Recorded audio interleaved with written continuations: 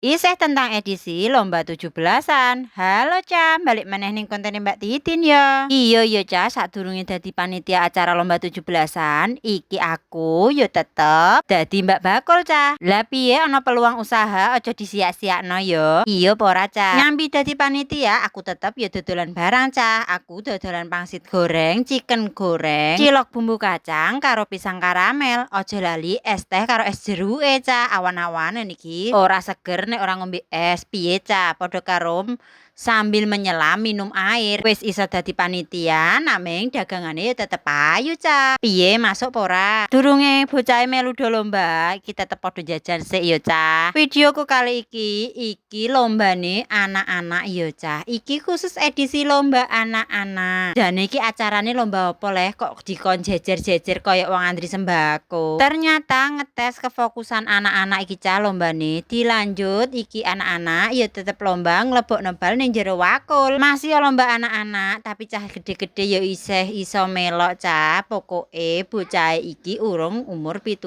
tahun. Iku isih tetep kategori anak-anak. Bar ngono dilanjut iki anak-anake ya melu kaya mbok-mbok kaya winginane nyusruki karet dadi lomba cangkeme akeh. Lah piye nek sing tok karet akeh ya iku sing menang Ca. Nek sing lomba anak-anak iki lanang wedok melu padha lomba kabeh. Deloken le Ca serune ndodoki glepung karo ngereti karet ya ngene iki keseruane lomba 17-an.